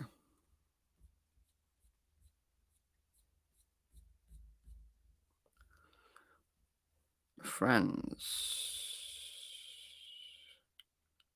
No friends to show. Oh, he's hidden his friends. He's hidden his friends. Elvis Fields. Rushville, Indiana. Here he is.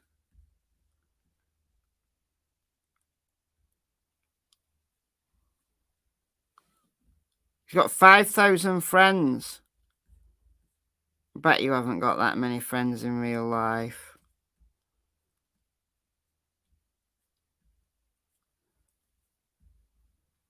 Oh, he's got a cat as well. Oh, that's him. Elvis Fields.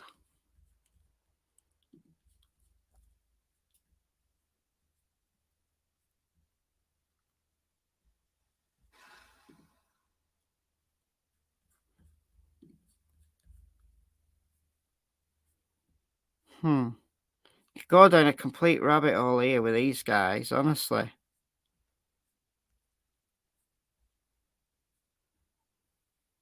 Especially as they have the Facebook public. That's April 9th of this year. How far back do I have to go?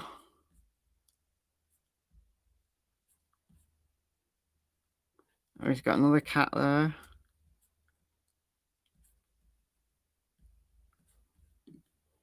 There he is with his cat. He doesn't look much like Bridge Guy, in my opinion.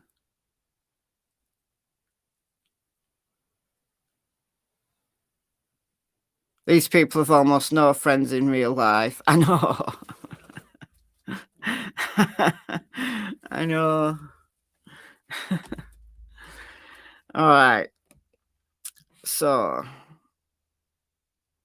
shockingly, at its August 10th, 2023 deposition, Unified Command member Jerry Holman claimed that he did not even know who Johnny Messer was, nor what the evidence showed of Messer's possible role in the murders of Abby and Libby. Let me just look at this guy's friends. I'm not going to put this on the screen because he's got 5,000 of them, and I'm sure that These guys don't want their names blasted everywhere. Brad Holder. No results for Brad Holder. What else have we got? Johnny Messer. Johnny Messer. No results for Johnny Messer. Okay. Weird. Where are we going? Okay, didn't know Johnny Messer, nor the evidence showed of Messer's possible role in the murders of Abby and Libby. It's additionally infuriating that Johnny Messer was cleared as a suspect in the murders when considering these facts. Do you think so, Lulu? I think the profile would look very similar. That long nose picture, his profile with his head down. Could be him. Maybe. Maybe. Johnny's ex-girlfriend, Taylor Hornaday, told police that Johnny Messer and Patrick Westfall were like brothers. She also told the police that she had allowed Johnny to borrow her car on or around Valentine's Day 2017, and that Johnny drove her car up there to hang with his Vinlander friends. Vinlander friends. So Vinlander is a word interchangeable with those that practice odinism. As State Trooper Roland Purdy stated in his deposition, all members of Vinlanders are also Odinists. Basically, the Vinlanders are the white supremacist group consisting of Odinists Brad Holder, Patrick Westfall, and Johnny Messer.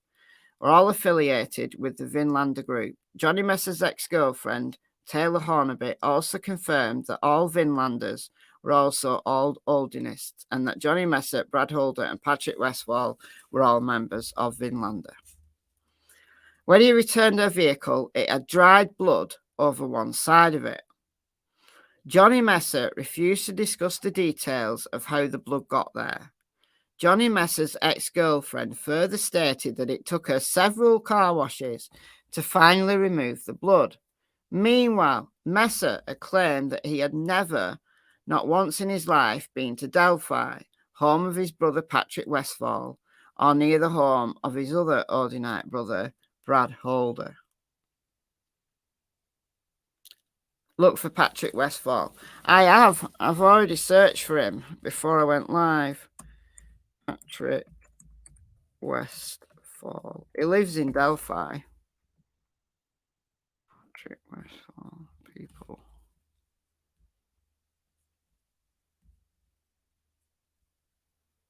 There's a bunch of Patrick Westfalls. Bunch of them.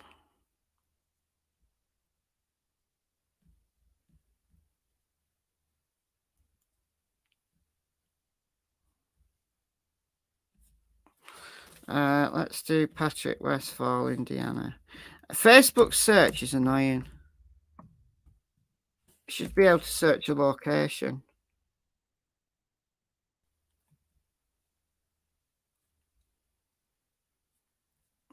Got one, Boulder, Colorado.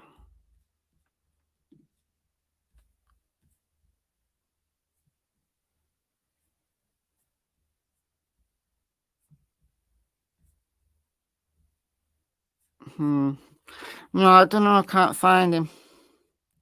Hold on. Let's just do a general search. Patrick Westfall.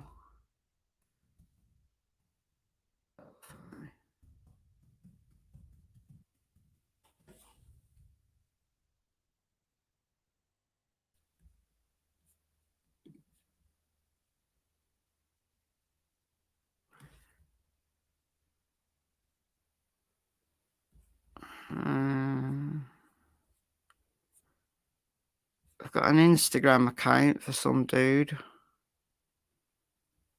This guy. But I can't say that that's him.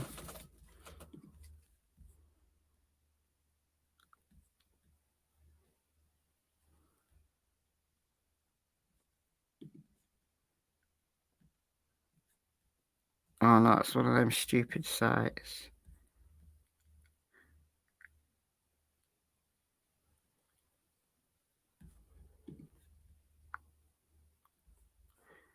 Carroll County Comet.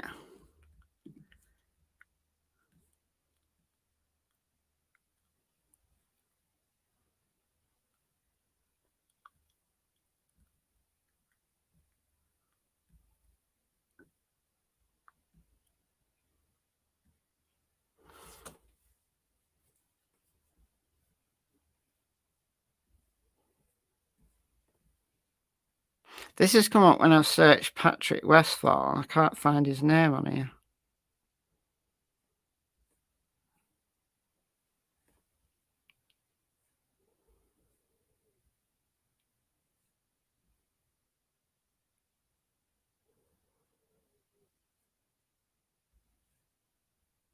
Oh, there. Patrick D. Westfall. The following were meted out a combination of jail time, suspensions, probation, and other penalties for convictions related to alcohol and drugs. Patrick Westfall, 30. That's from 2012. Don't know whether it's the right Patrick Westfall or not, though.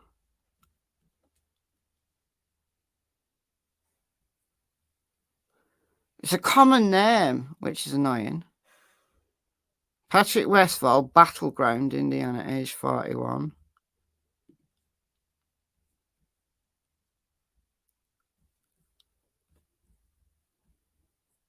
Texas, New York, Virginia, Colorado.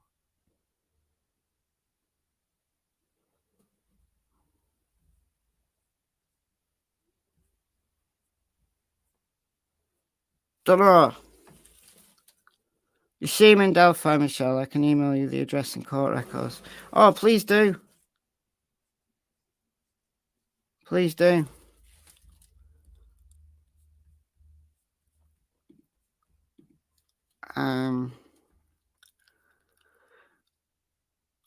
Okay. Meanwhile, Messer had claimed that he had never, nor once in his life, been to Delphi. On his brother Patrick, we've read that. Messer's ex-girlfriend also told law enforcement that Brad Holder and Johnny Messer were two of the most violent people she knew and were fully capable of being involved in the murders. Now, remember, this is coming from an ex-girlfriend who might have beef.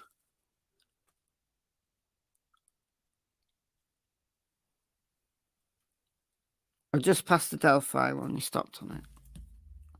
I'm getting a bit tired now. Hold on.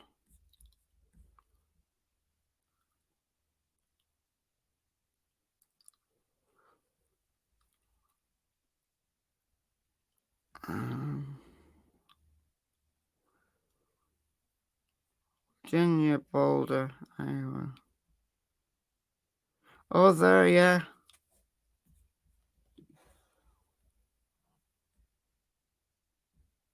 Previous locations, West Lafayette, Delphi.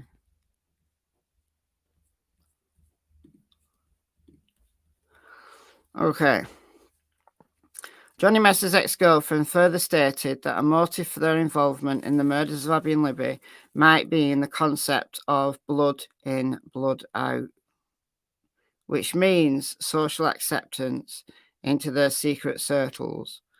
All of this information was relayed to Liggett and the Unified Command team, yet Unified Command provided no guidance as to what to do to capitalize on this information in order to work towards solving the murders.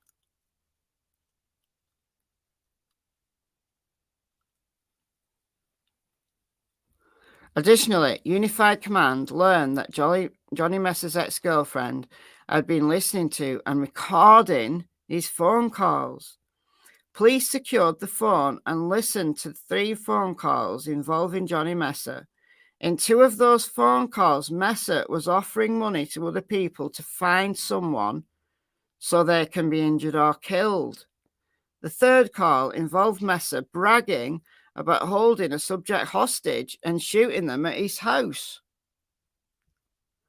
Essentially, Unified Command said nothing to see here regarding Johnny Messer and issued no search warrant for his home, none that have been disclosed to the defence, nor did they attempt to utilise an age-old investigative tool referred to as an interrogation. There's a lot of snark. There's a lot of snark in this document. It's almost like I've written it. To pursue the truth about the involvement of Johnny Messer, Brad Holder, or Patrick Westfall in these crimes. Many more shocking facts concerning this so-called investigation will be revealed in the body of the memorandum. It's too much. It's so much. We're going to get to the end of this introduction, though. You've emailed me the information. All right, let's have a look. Patrick Westfall, Indiana. Thank you, thank you.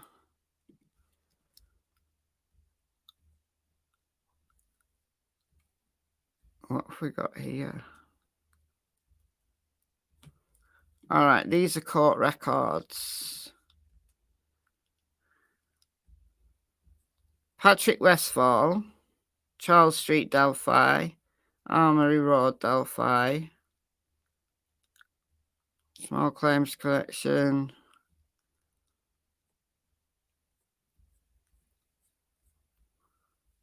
Cool.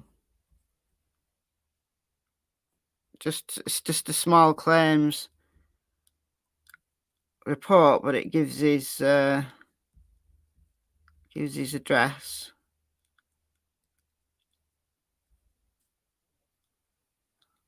Court finds that the defendant has paid the amount owed to the plaintiff, but has not paid the court costs. All right, so it's something, nothing. Interesting.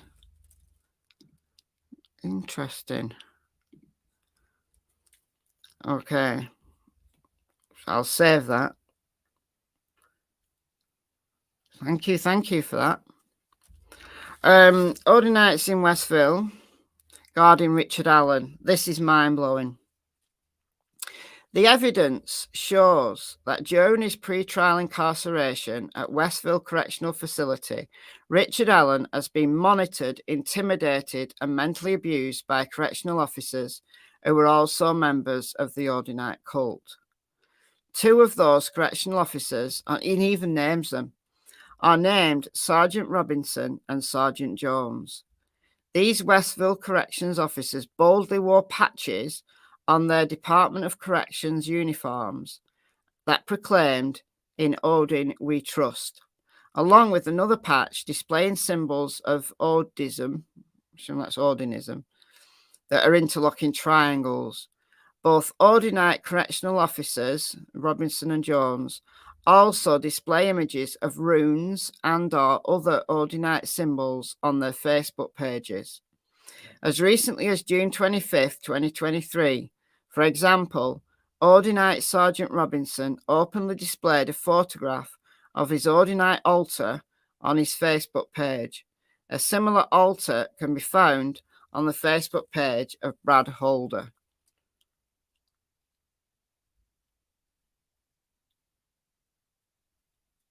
It's like a mystery novel. It is. It's like the beginnings of a script for a Hollywood blockbuster.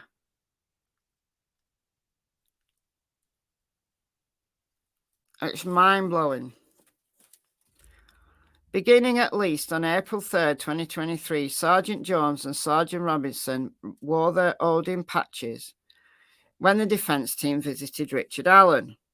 However, Sergeant Robinson and Sergeant Jones's brazen display of their Odinite patches came to an end on August 17th, 2023. What changed? Why suddenly did they no longer display their Odinite patches beginning on August 17th? Visit between Richard Allen and his defense team? Here is your possible answer. Midsummer Murders, yeah. Yes, Logan Holder and Brad Holder are related. Brad is Logan's dad. And Logan went out with Abby. According to this document. Okay, it was not until August 10th, 2023, deposition of Trooper Jerry Holman, that Richard Allen's defense team finally revealed to the prosecutor and to Unified Command that for many months they, Richard Allen's defence team, had been fully aware of the strong evidence linking odinism to the murders. It was also at the August 10th deposition that the Unified Command learnt that Richard Allen's defence team was not only aware of this information, but also intended to expose the linkage of Abby and Libby's murders to odinism, and would be revealing the names of the Odinists at trial. If this, can you imagine if it went to trial and a jury heard all this? So are corrections officers recruiting prisoners into their gang? I don't know.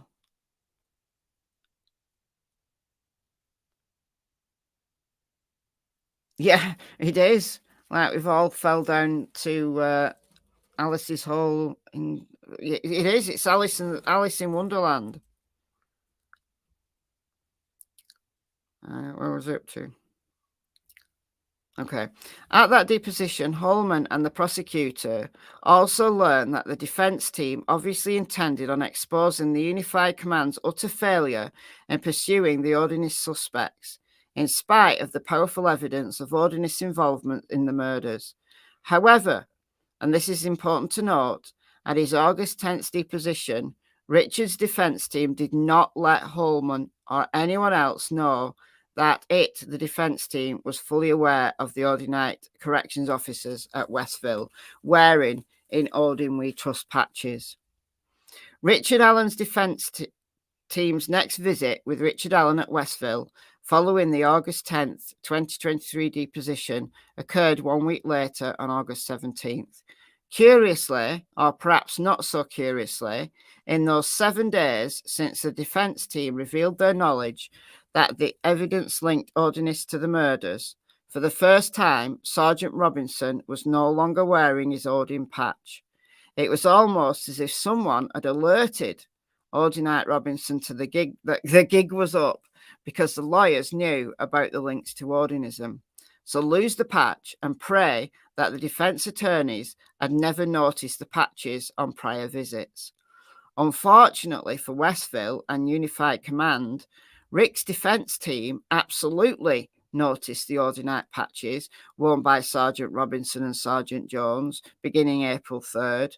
Furthermore, Rick's defence team absolutely noticed the conspicuous absence of Sergeant Robinson's Odin patches following Trooper Holman's realisation that Rick's defence team was fully aware of the connection between the murders and Odinism, as well as the failure of the Unified Command to follow through on the evidence that linked the murders to Odinism. The court will also learn in the body of this memorandum that Sergeant Jones and Sergeant Robinson were seemingly always by Richard Allen's side during most, if not every, visit. Casey Marie, welcome, welcome. Thank you for joining memberships. Thank you, thank you. The plot thickens, I know. This is a rabbit. This is not just a rabbit hole. This is a whole warren. This is Watership Down. This is insane. This is insane. Normally, Sergeant Robinson and Sergeant Jones were within earshot of every conversation between Richard and his attorneys, and between Richard and his wife, close enough that Richard would have been worried about any conversation with his attorney and with his wife being overheard by Robinson and Jones or other corrections officers. Beginning on April 3rd, he should be able to have private meetings with his attorneys. He really should. Not private with his wife necessarily. They don't deal with that, but surely they should have private meetings with their attorneys. Glad to be back as a member. This might be Watergate for true crime, yeah.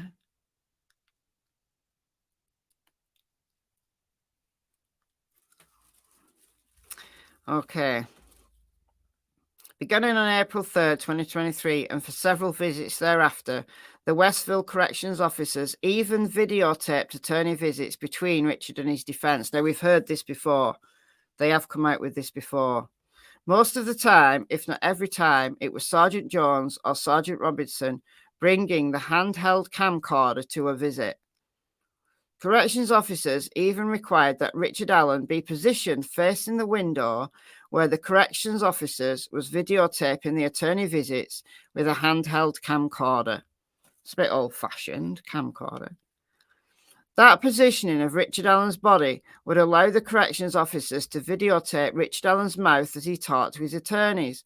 Richard would therefore not be able to privately discuss anything with his attorneys, such as, "The guards are telling me that my wife and family will be killed unless I call my wife and tell her that I killed the girls." Say what? Instead, a mentally defeated Richard Allen would continually mutter to his defence team at every visit these types of general questions. Is my wife alive? Is my family alive? Is my wife safe? Is my family safe? At one such meeting with his attorneys, Richard Allen mumbled in a somewhat incoherent fashion that Odinites were threatening him. It would be important to know that Richard Allen's defence team had never mentioned the word Odinites or Odinism or informed Richard Allen that evidence suggests that Odinites are involved. That Odinites murdered Abby and Libby until August 25th, 2023, when his defence team, in the presence of his wife, who was visiting with Rick in prison, so his wife is still visiting to the person who asked if they're divorced now, first discovered the exculpatory Odin-related evidence to Rick. Rick's defence team felt that having him remain unaware would hopefully keep Rick a bit safer. Due to Rick's weakened mental state and the concern that he might unwittingly discuss his attorney's strategy to Sergeant Jones and Robinson, Rick's attorney opted not to discuss Odinism with their client out of fear that Robinson and Jones would be on the alert that Richard's defence were aware of the Odinite involvement. To be clear, up to that point, Richard Allen had never spoken these words to his attorneys.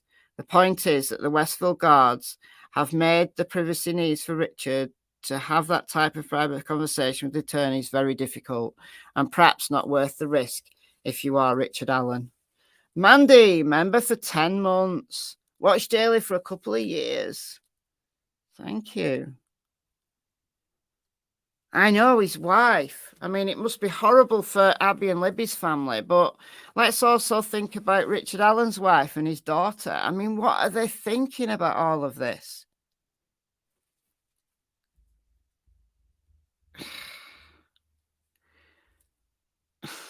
Richard's defence needed additional time to investigate and review evidence before feeling confident and comfortable in revealing their knowledge to the court of the strong evidence that Odinites murdered the girls and that Unified Command had chosen to do nothing about it, but in fact had hidden these facts from Judge Dinah.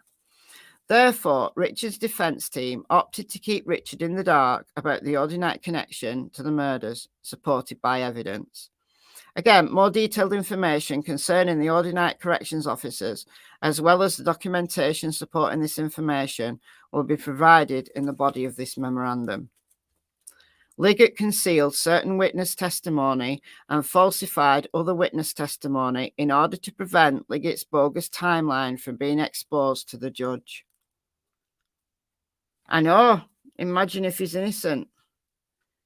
I know. So was Richard getting Odinite threats from other prisoners? No, from the guards. That's what they're implying. That these two guards were just watching him all the time, making sure that he I don't know. It kind of explains why he might have confessed. Thank you, M10, for the $10. Watch me all the time.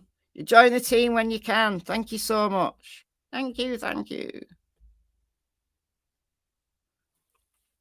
Beyond the shocking omissions concerning the pagan cult's links to the murders and the fact that Odinists were also watching Richard Allen, akin to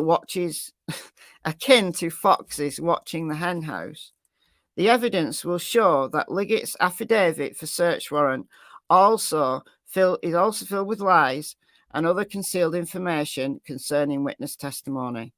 This false and concealed information completely eviscerates the state's timeline. The evidence will show that Tony Liggett knew of the major problems of these witness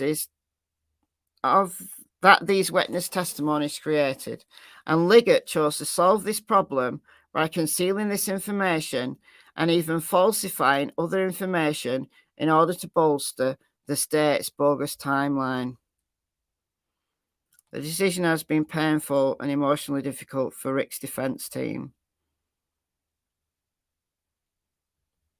It was especially painful on June 15th, 2023, hearing to transport Rick to Cass County, as defense counsel knew at the time links between the murders and odinism at Withheld. Unfortunately, defense counsel needed additional time to fully understand and verify the facts.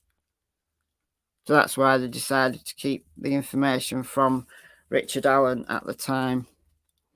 The evidence will show that Liggett concealed facts concerning descriptions that key witness Betsy Blair made directly to Liggett face-to-face in 2019 concerning 1. the person Betsy Blair, observed on the bridge, and 2. a vehicle that Betsy Blair, observed at the CPS parking lot around 2:15.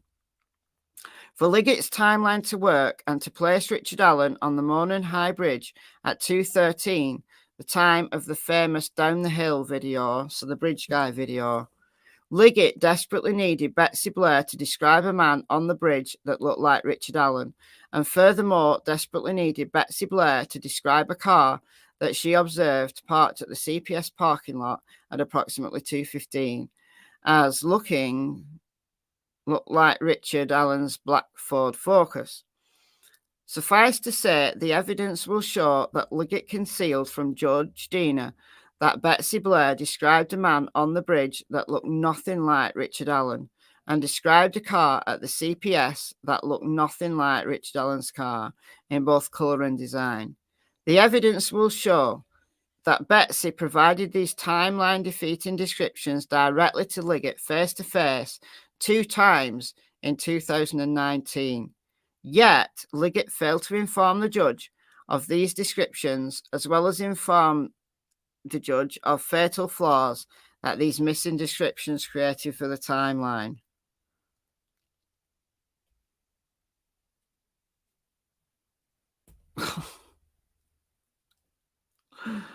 Dear God. The evidence will show that Liggett just flat out lied about what he claimed Sarah Carbo told him in 2017 concerning a man walking down the road near the murder scene. For Liggett's timeline to work, Liggett needed Sarah to describe a man walking down the road wearing a blue jacket who had blood covering his clothes. However, in 2017, Sarah did not say these things. This did not prevent Liggett from affirming under oath that Sarah did say these things. In fact, what Sarah actually told Liggett in 2017 was that she observed a man walking down the road wearing a tan-coloured coat whose clothes were muddy. Nowhere did she claim in 2017 that the man was wearing a blue coat. Nowhere did she claim that the man was wearing bloody clothes. Nowhere. Now, in the PCA, it does say, the name's redacted, but it does say someone was seen wearing muddy and bloody clothes. So they're claiming that she gave a different colour to the coat and that it was muddy, but not bloody. The truth about what Sarah actually told Liggett blows up Liggett's timeline. which is the likely reason Liggett failed to include this information in his affidavit. Additional evidence will be presented in the body of this memorandum. The defence believes that the evidence strongly supports the contention that Liggett intentionally concealed evidence from Judge Dina and lied about other evidence to the judge in his affidavit for search warrant. However, even if Liggett did not intentionally conceal evidence from the judge or did not intentionally place false information into the search warrant affidavit, at the minimum, Liggett behaved recklessly when he prepared the affidavit, admitting those facts from the judge, and therefore providing false information in the affidavit. As stated in the motion accompanying this brief, the defence must show that Liggett either intentionally or recklessly omitted facts from the affidavit or provided false statements. So this is the conclusion. To conclude the introductory portion of this memorandum, the defence would tell the court that the evidence supporting the assertions contained through this memorandum was buried deep in the mountain of discovery, thousands upon thousands of pages of paperwork and hundreds of hours of videos, but not buried deep enough. The court will know at the conclusion of this memorandum that the defence is not inventing, fabricating, or exaggerating these facts, no matter how crazy those facts may appear. Richard Allen's defence team is attaching to this memorandum the supporting documentation that provides proof that these facts are true. So it's then split into 5 parts. And we'll look at those. We'll look at those in the next live. We'll do it in sections. So later today, I'm going to come back when I've had a sleep, and we're going to go through the crime scene. I'm not going to read it all word for word, because that is one section that I have read, and it's pretty horrible. I'm not going to read it word for word, but it's going to be very clear. To me, at least, the description of it is very clear that there's a ritualistic element to how the girls were displayed and what was there. It's very disturbing. Very disturbing. So it needs a trigger warning on it, the next live. It's true crime, right? We know that, but this is particularly disturbing. So I'm going to leave this at a manageable length so that if people come across this, watch this on the replay crew, it's manageable. So I'm going to say goodbye for now. It's currently nearly 6 a.m. Noodles awake, probably wants a wee. So I'm just going to go. Was this released on Monday? This was released, yeah, Monday. Monday evening I saw it. Is the motion available to read online? Yes, it is. Do I have the link to it, though? Do I have the link to it? Hold on. I'll put the link in the description box. Delphi's trending. Let me find the link.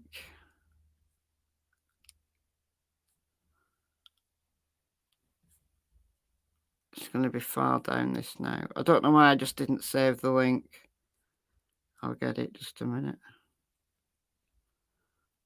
There's actually a whole bunch of places sharing it now. I got it from a... you can get it from the court, but I found it online. Oh, dear God.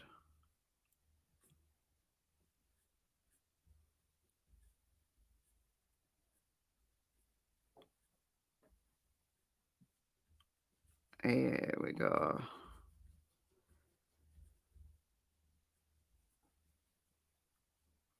Oh, there's loads of people. Look at this. There's loads of people sharing this.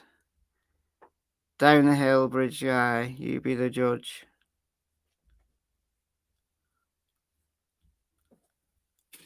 Yes, Noodle, coming in a minute. I got it from this. Oh, why can I not find it now?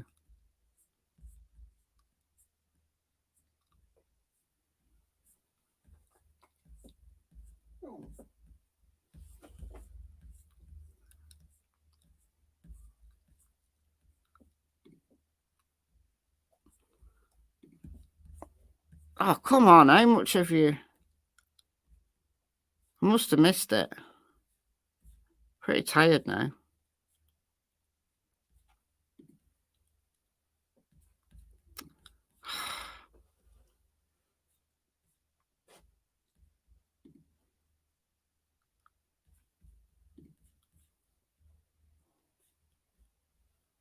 Here we go. I just missed it. So someone's put it in the Dropbox, but you can get it directly from the court if you're on the court website. There we go. I'll put that in the description box as well.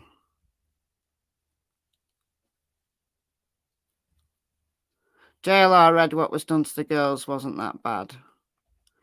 Well, it's the ritualistic element to it, I think, that makes it really disturbing.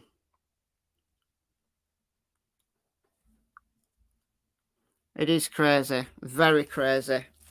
All right, guys, I'm going to go. I shall see you later. I've not got many free hours left on this channel.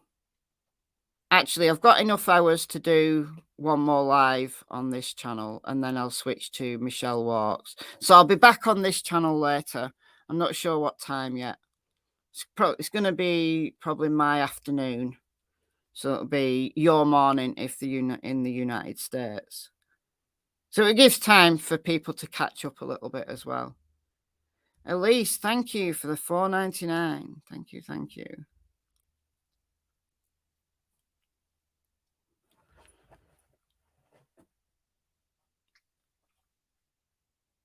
It's all bad, yeah. It is all bad. But, yeah, it's just grim. It's just grim. All right, guys. Thank you all for joining me in this, I